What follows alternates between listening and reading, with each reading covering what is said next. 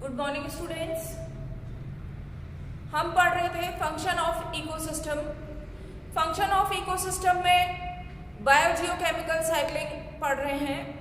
Biogeochemical cycle हमने पढ़े दो तरह के होते हैं, गैसेस साइकिल और सेडिमेंट्री साइकिल। गैसेस साइकिल हम पढ़ चुके हैं, 4 तरह के होते हैं, oxygen cycle, nitrogen cycle, water cycle और कार्बन साइकिल। चारों तरह के गैसेस साइकिल हम अपनी प्रीवियस क्लासेस में पढ़ चुके हैं। आज हम पढ़ेंगे सेडिमेंट्री साइकिल। गैसेस साइकिल में एलिमेंट गैसियस फॉर्म में होता है और वो गैस एटमॉस्फेयर में प्रेजेंट होती है, जबकि सेडिमेंट्री साइकिल में एलिमेंट्स सेडिमेंट्री रॉक में होते हैं। एटमॉस्फेयर में सेडिमेंट्री साइकिल वाले एलिमेंट्स नहीं पाए जाते। सेडिमेंट्री साइकिल में हम 2 तरह के एलिमेंट्स पढ़ेंगे, फॉस्फोरस एलिमेंट का सर्कुलेशन फॉस्फोरस साइकिल के रूप में और सल्फर एलिमेंट का सर्कुलेशन साइकिल के रूप में। अभी हम पहले पढ़ेंगे फॉस्फोरस साइकिल। हम सभी जानते हैं कि फॉस्फोरस एक इंपॉर्टेंट मिनरल एलिमेंट है, सजीवों का बहुत कम मात्रा में आवश्यक होता है, लेकिन बहुत इंपॉर्टेंट पार्ट है। हमारे जो न्यूक्लिक एसिड है, डीएनए और आरएनए, उसका मेन कंपोनेंट है phosphorus. High energy compound ATP या एडीपी में भी फॉस्फोरस एक इंपॉर्टेंट कंपोनेंट है। लेस क्वांटिटी में आवश्यक होने के कारण ये एक सीमा कारक या लिमिटिंग फैक्टर का इफेक्ट करता है। इसकी कमी से बहुत सारे बायोलॉजिकल प्रोसेसेस जो है वो अफेक्ट होते हैं। एटमॉस्फेयर में ये फॉस्फोरस एब्सेंट होता है और समुद्री चट्टानों में पाया जाता है। सेडिमेंट्री रॉक्स में विदरिंग से सॉइल फॉर्मेशन होता है। ये विदरिंग 3 तरह की होती है, फिजिकल विदरिंग, केमिकल विदरिंग और बायोलॉजिकल विदरिंग। इनमें से किसी भी मेथड से सॉइल फॉर्मेशन जब होता है तो फॉस्फोरस जो है वो रिलीज होता है। इस फॉस्फोरस में से मैक्सिमम पार्ट जो है वो डीपर सी लेयर्स में चला जाता है, जहां से वो अनअवेलेबल हो जाता है इकोसिस्टम या मिनरल फ्लो के लिए। कुछ बहुत छोटा पार्ट ही जो है ऑर्थोफॉस्फोरस के रूप में रहता है, जिसको कि प्लांट एब्जॉर्ब कर लेते हैं। इन प्लांट्स में ये फॉस्फोरस ऑर्गेनिक फॉस्फोरस के रूप में आ जाता है, जहां से ये फूड चेन में एंटर कर जाता है। जब इन प्लांट्स को हर्बीवोर्स खाते हैं तो उन हर्बीवोर्स में चला जाता है और वहां से वो नेक्स्ट ट्रॉफिक लेवल में और फूड चेन में चलता रहता है। जब इन प्लांट्स की या एनिमल्स की डेथ होती है तो डेथ और डीके से ये ऑर्गेनिक फॉस्फोरस वापस से ब्रेक डाउन होके इनऑर्गेनिक फॉस्फोरस में कन्वर्ट हो जाता है और सॉइल या वाटर के इकोसिस्टम में ऐड हो जाता है। मैक्सिमम जो एलिमेंट है, मैक्सिमम क्वांटिटी ऑफ एलिमेंट जो है वो कहां से आती है? सेडिमेंट्री रॉक से और उनकी विदरिंग से। अमाउंट प्रेजेंट होता है वो अवेलेबल होता है प्लांट के लिए सॉइल में से। अगर हम फॉस्फोरस साइकिल को डिटेल में देखना चाहें तो ये फ्लोट डायग्राम से देख सकते हैं।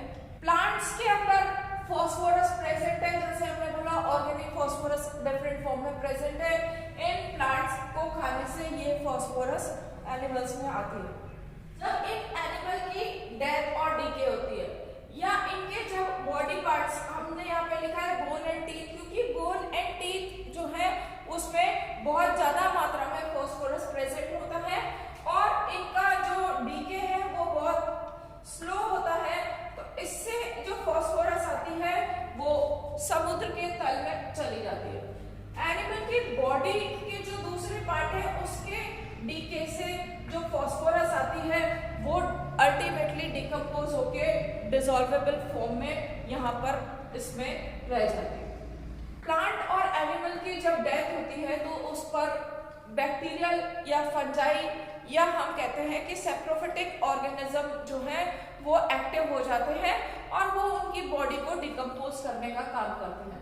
यहाँ पर हम पर्टिकुलरली फॉस्फोरस एलिमेंट की बात कर रहे हैं, तो इन बॉडी पार्ट्स पर जो प्लांट और एनिमल के डेड बॉडी पार्ट्स हैं उन पर फॉस्फोटाइजिंग बैक्टीरिया की एक्टिविटी से फॉस्फोरस रिलीज होता है और ये फॉस्फोरस जो है ये डिसॉल्वेबल फॉस्फेट के फॉर्म में सॉइल में आ जाता है, जहां से इनका वापस से एब्जॉर्प्शन समुद्री प्लांट से या ऑटोट्रॉफ से ये फॉस्फोरस सीवर्ड्स और फिशेस में जाता है, जहां से ये जो है वापस इकोसिस्टम में मूव कर जाता है। तो हम ये देखते हैं क्योंकि ये जो फॉस्फोरस है ये मेन चट्टानों में पाया जाता है और सेडिमेंट्री रॉक्स में पाया जाता है, वहां से किस प्रकार ये सॉइल में या समुद्र में जाता है और किस प्रकार ये इकोसिस्टम में फ्लो करता है। तो इस तरह से फॉस्फोरस साइकिल भी एक साइक्लिक प्रोसीजर है और क्योंकि ये फॉस्फोरस गैसियस फॉर्म में एटमॉस्फेयर में अवेलेबल नहीं है, ये सेडिमेंट्स में या चट्टानों में अर्थन रीजन में सॉइल में प्रेजेंट है, मैक्सिमम एक्सेप्टेबल पार्ट इसका, इसलिए इसको सेडिमेंट्री साइकिल में इंक्लूड करते हैं। फॉस्फोरस साइकिल के बाद नेक्स्ट सेडिमेंट्री साइकिल है सल्फर साइकिल। सल्फर साइकिल भी जैसा कि हमें पता है क्योंकि ये भी एटमॉस्फेयर में एब्सेंट होता है या सल्फर डाइऑक्साइड गैस के फॉर्म में बहुत कम अमाउंट में प्रेजेंट होता है, ज्यादा अमाउंट में ये भी सेडिमेंट्री रॉक्स में प्रेजेंट होता है, सॉइल में प्रेजेंट होता है, इसलिए ये भी सेडिमेंट्री साइकिल के अंदर इंक्लूड किया है। सल्फर हमें पता है दो फॉर्म में पाया जाता है, गैसियस फॉर्म में और सॉलिड फॉर्म में। गैस फॉर्म में सल्फर SO2 गैस और H2S गैस के फॉर्म में पाया जाता है और सॉलिड फॉर्म में ये सल्फेट या सल्फाइड या ऑर्गेनिक सल्फर के फॉर्म में पाया जाता है। सल्फर की ज्यादा मात्रा में जो है सॉइल में पाई जाती है और सल्फर का साइकिल सॉइल और वाटर को या सॉइल इकोसिस्टम और वाटर इकोसिस्टम को लिथोस्फीयर और हाइड्रोस्फीयर को कनेक्ट करने का, ज्वाइन करने का काम करते हैं। सल्फेट के फॉर्म में प्लांट जो है एस या सल्फर को एब्जॉर्ब कर सकते हैं, इसलिए सल्फेट सल्फर का मेन सोर्स है। एब्जॉर्ब करने के बाद प्लांट बॉडी में ये जो सल्फर है ये प्रोटीन के साथ कंबाइन होकर अमीनो एसिड का निर्माण करता है। जब इन प्लांट को एनिमल या हर्बीवोर खाते हैं तो ये अमीनो एसिड प्लांट से एनिमल में चले जाते हैं हर्बीवोर में, हर्बीवोर से कार्निवोर में और कार्निवोर से नेक्स्ट कार्निवोर में। इस तरह से फूड चेन में ये सल्फर एंटर कर जाता है। जब इन ऑर्गेनिज्म की डेथ और डीके होती है, चाहे वो प्लांट हो, हर्बीवोर हो या कार्निवोर की, तब ये ऑर्गेनिक मैटर के डिकम्पोजिशन से ये जो सल्फर है वापस से एटमॉस्फेयर में या सॉइल में रिलीज हो जाता है। इसके डिफरेंट प्रोसीजर हैं। सबसे पहला जैसे है मिनरलाइजेशन। मिनरलाइजेशन की प्रोसीजर में डिकम्पोजिशन इस तरह से होता है कि इसमें कुछ बैक्टीरिया और फंजाई इन्वॉल्व होते हैं, जैसे कि एस्परजिलस और न्यूरोस्पोरा। एस्परजिलस और न्यूरोस्पोरा दोनों ही फंजाई है। कुछ बैक्टीरिया भी ऐसे होते हैं जो मिनरलाइजेशन का काम करते हैं और ये इन प्लांट बॉडी में या इन ऑर्गेनिक मैटर में जो ऑर्गेनिक सल्फर है, इस ऑर्गेनिक सल्फर को इनऑर्गेनिक सल्फेट्स में कन्वर्ट कर देते हैं। ये इनऑर्गेनिक सल्फेट्स सॉइल या वाटर में आ जाती है, जहां से ये अगेन प्लांट्स के द्वारा एब्जॉर्ब कर ली जाती है। इसी तरह से ये ऑर्गेनिक सल्फर को एरोबिक कंडीशंस में कुछ बैक्टीरिया जैसे कि एस्चर्शिया या प्रोटियस इत्यादि की एक्टिविटी से सल्फाइड और H2S गैस में कन्वर्ट किया जा सकता है और फिर ये जो है बाद में यूटिलाइज होते हैं सल्फाइड सॉइल में या न्यूट्रिएंट पूल में ऐड हो जाता है, जहां से इकोसिस्टम में एंटर कर जाता है। एनारोबिक कंडीशन में या हम कह सकते हैं इनकम्प्लीट बर्निंग की कंडीशन में ऑर्गेनिक सल्फर जो है वो SO2 गैस बनाता है, और ये जो SO2 है ये मैक्सिमम पार्ट जो है इसका एटमॉस्फेयर में या एटमॉस्फेरिक गैसेस में मिल जाता है, और इसका बहुत थोड़ा सा पार्ट जो है वो रह जाता है। वो सल्फेनोविब्रियो बैक्टीरिया जैसे बैक्टीरिया की एक्टिविटी से सल्फाइड और H2S गैस का निर्माण करता है। इस में से ये सल्फाइड तो डायरेक्टली न्यूट्रिएंट पूल में ऐड हो जाता है, प्लांट कैन एब्जॉर्ब दैट। ये जो H2S गैस है, ये H2S गैस एनारोबिक कंडीशन में चाहे वो यहाँ से निकली है चाहे कहीं और से हमें H2S गैस मिली है, ये H2S गैस एनारोबिक कंडीशन में थियोबैसिलस की एक्टिविटी से अगेन सल्फाइड में कन्वर्ट हो जाती है। इस तरह से हमने देखा कि ये जो ऑर्गेनिक सल्फर है किस तरह से ये न्यूट्रिएंट पूल में इनऑर्गेनिक सल्फर के कंपाउंड्स के फॉर्म में ऐड हो जाती है, ताकि प्लांट्स वापस से इनका एब्जॉर्प्शन कर सके और ये इकोसिस्टम में कंटिन्यूअसली फ्लो हो सके। कुछ H2S जो है वो एनारोबिक उसका कन्वर्सेशन हो जाता है थियोबैसिलस की एक्टिविटी से सल्फाइड में। बाकी की H2S जिसका कि ऑक्सीडेशन नहीं हो पाता है, जो ऐसे ही रह जाती है, वो H2S गैस लिथोस्फीयर में एंटर कर जाती है, जहां पर इस H2S से मैक्सिमम S जो है वो आयरन के साथ कंबाइंड होके फेरिक सल्फाइड बनाता है Fe2S3। ये फेरिक सल्फाइड को प्लांट एब्जॉर्ब कर सकते हैं, यहाँ से ये वापस से इकोसिस्टम में एंटर हो जाता है। तो ये जो डिफरेंट प्रोसीजर हमने देखे हैं कि किस तरह से ऑर्गेनिक मैटर यानी कि डेड ऑर्गेनिक मैटर प्लांट और एनिमल के रेमनेंट जो हैं उनमें से ऑर्गेनिक सल्फर को, जो कि डायरेक्टली प्लांट के यूजफुल नहीं है, वापस से डिकम्पोजिशन से इनऑर्गेनिक सल्फर में कन्वर्ट किया जाता है ताकि प्लांट्स उसको अगेन एब्जॉर्ब कर सके और वो सल्फर साइकिल में इकोसिस्टम में कंटिन्यू रह सके। इकोसिस्टम में सल्फर साइकिल के फ्लो को समझने के लिए हम इस डायग्राम की मदद लेते हैं। इसमें दो इकोसिस्टम हैं, एक्वेटिक इकोसिस्टम और टेरेस्ट्रियल इकोसिस्टम। जैसे कि हमने पहले बताया कि ये सल्फर साइकिल दोनों इकोसिस्टम को कनेक्ट करने का काम करते हैं। यहाँ पर सल्फर की कुछ मात्रा सल्फर डाइऑक्साइड के फॉर्म में एटमॉस्फेरिक गैसेस में प्रेजेंट होती है। जब बारिश होती है तो ये सल्फर के एसिड्स के फॉर्म में एक्वेटिक बॉडी में, सॉइल में, प्लांट्स में वहां पर आती है, वहां से इस इकोसिस्टम में ये एंटर करती है। ये जो सल्फेट्स हैं, ये सल्फेट्स रिड्यूस होते रहते हैं H2S गैस में, और H2S गैस ऑक्सीडाइज होती रहती है SO4 में। ये प्रोसीजर जो है कंटिन्यूअसली चलता रहता है, और इस ऑक्सीडेशन और रिडक्शन से इस सल्फर की मैक्सिमम साइक्लिंग होती है। जो SO4 या सल्फेट्स हैं, वो सल्फेट्स डीके से उसमें से कुछ पार्ट जो है सॉइल में रह जाते हैं, कुछ भाग ज्यादा जो है लीच आउट होकर डीपर सी लेयर्स में चला जाता है। कुछ सल्फेट्स यहाँ पर एक्वेटिक इकोसिस्टम में आ जाते हैं और कुछ मिनरल डिपोजिशन के फॉर्म में रह जाते हैं। यहाँ पर हमने 3 जोन बनाए हैं, एक एटमॉस्फेयर, दूसरा एरोबिक रीजन और तीसरा एनारोबिक रीजन।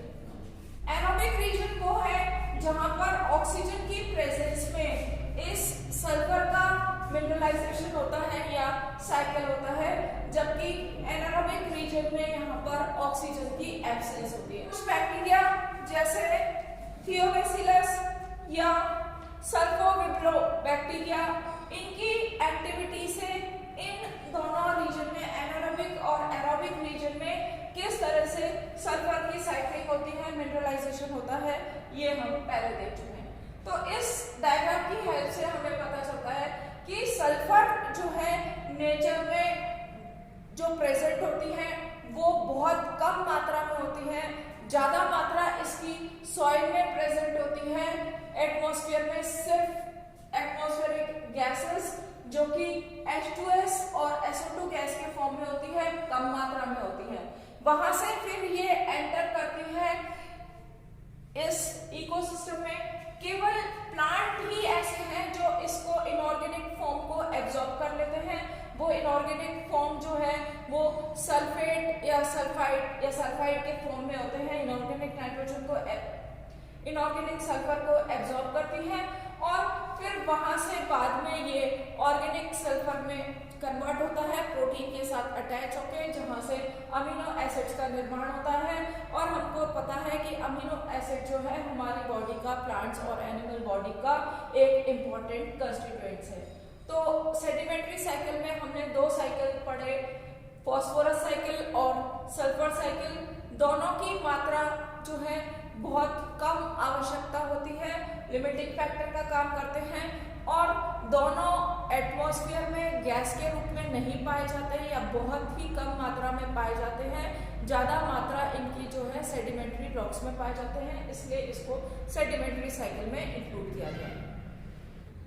हमने different types of biogeochemical cycle पढ़े कि किस तरह से एलिमेंट या मिनरल फ्लो एक साइक्लिक प्रोसीजर है। डायग्राम की हेल्प से हम बायोजियोकेमिकल साइकिल को एक बार फिर से समझ सकते हैं। यहाँ पर ये ग्रीन प्लांट्स हैं जो कि प्रोड्यूसर्स हैं। ग्रीन प्लांट्स न्यूट्रिएंट पूल में से एलिमेंट्स को एब्जॉर्ब करते हैं, उनको आगे फूड चेन में ट्रांसफर करते हैं। जब इन ग्रीन प्लांट्स को हर्बीवोरस एनिमल्स खाते हैं तो ये न्यूट्रिएंट इन ग्रीन प्लांट से हर्बीवोर में पहुंच जाते हैं और हर्बीवोर से कार्निवोर में। इस तरह से न्यूट्रिएंट पूल से एलिमेंट प्लांट्स, हर्बीवोर्स और कार्निवोर्स यानी कि प्लांट्स और एनिमल्स तक पहुंच जाते हैं। जब इन प्लांट्स की डेथ एंड डीके होती है या हर्बीवोर की डेथ एंड डीके होती है या कार्निवोर की डेथ एंड डीके होती है, तो जो ऑर्गेनिक मैटर होता है वो डिकम्पोज हो जाता है by the activity of decomposers.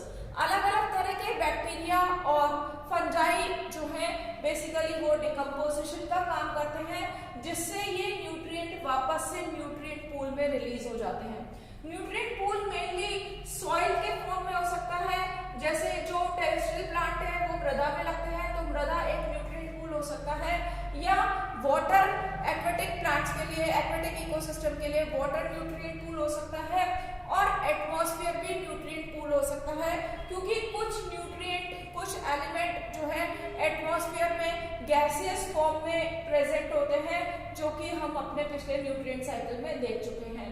तो हम ये देखते हैं कि किस तरह से बायोजियोकेमिकल साइकिल्स के थ्रू मिनरल एलिमेंट्स का डिफरेंट ऑर्गेनिजम्स में या न्यूट्रिएंट पूल में किस तरह से इसका सर्कुलेशन होता है। इससे हमें ये क्लियर होता है कि न्यूट्रिएंट फ्लो जो है वो एक साइक्लिक प्रोसीजर है। ये हम बात कर रहे हैं किसी एक इकोसिस्टम की या किसी भी एक सिस्टम की, जहां पर कुछ एलिमेंट, कुछ न्यूट्रिएंट्स जो है वो अदर सिस्टम से, एडजॉइनिंग सिस्टम से इंपोर्ट होते रहते हैं। तो ये जो है इंपोर्टेड एलिमेंट्स हैं जो यहाँ पर न्यूट्रिएंट पूल में या ग्रीन प्लांट्स में यहाँ पर ऐड हो रहे हैं। इसी तरह से कुछ न्यूट्रिएंट्स एलिमेंट्स जो है इस इकोसिस्टम से बाहर एक्सपोर्ट होके दूसरे इकोसिस्टम में चले जाते हैं। तो इस तरह से इस डायग्राम की सहायता से हम बायोजियोकेमिकल साइकिल या मिनरल एलिमेंट या फ्लो ऑफ मिनरल एलिमेंट्स को बहुत अच्छे से समझ सकते हैं कि मिनरल एलिमेंट जो है वो एक साइकिल के फॉर्म में एक ऑर्गेनिज्म से दूसरे ऑर्गेनिज्म में, एक ट्रॉफिक लेवल से दूसरे ट्रॉफिक लेवल में और न्यूट्रिएंट पूल में जो है वो फ्लो करते हैं। तो मिनरल फ्लो एक साइक्लिक प्रोसीजर है। इसी के साथ हमारा इकोसिस्टम कंप्लीट होता है। इकोसिस्टम का स्ट्रक्चर और फंक्शन इकोसिस्टम हम पढ़ चुके हैं, बाकी का हम अगली क्लास में पढ़ेंगे। Thank you.